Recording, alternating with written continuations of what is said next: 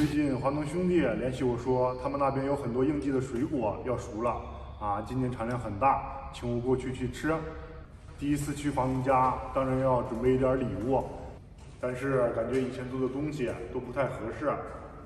看他们视频，最近租了一块荒地啊，我感觉他们一定缺少一个割草的工具，所以我准备把我珍藏多年，而且只使用过一次的轮椅啊，改成一个割草的工具，送给他们。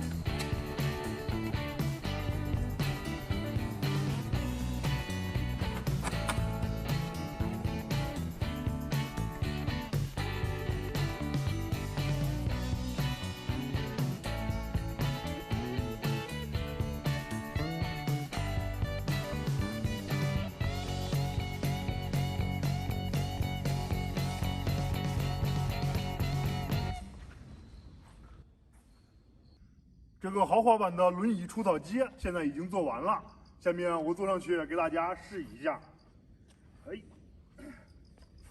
它使用起来也非常简单，就像我们骑自行车一样，只需要把双腿放到前面那个脚蹬上，转动它，它就会带动前面的剪刀，这样就可以为我们除草了。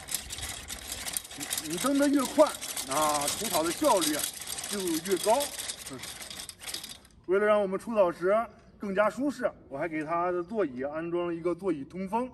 在天气干燥炎热的时候啊，我们还可以打开这个小风扇，它就可以给我们吹出清凉的风来，让我们不这么炎热。啊，这里还有一个空气加湿器，打开之后，可以让我们周围的空气更加湿润、更加舒适。为了让我们更加享受这个除草的过程，我还给它添加了一套影音系统啊。前面有一个手机支架，我们可以把手机放在前面，然后后面添加了一个超大的音箱。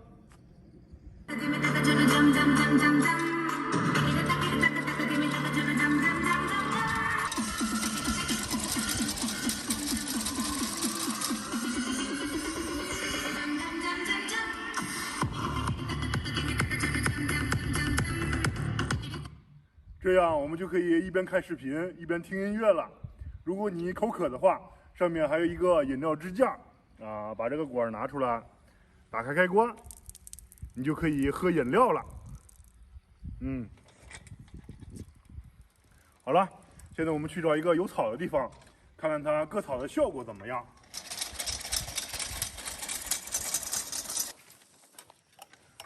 现在已经到达了野外，我们就拿这块草做一下试验，看看做这个剪草机怎么样。好，准备好。哎，还是挺快的，可以看出来。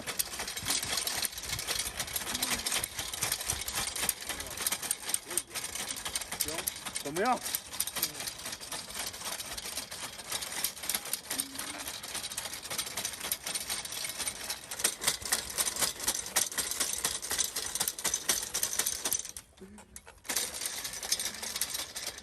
现在咱们把我们的黄花设备打开。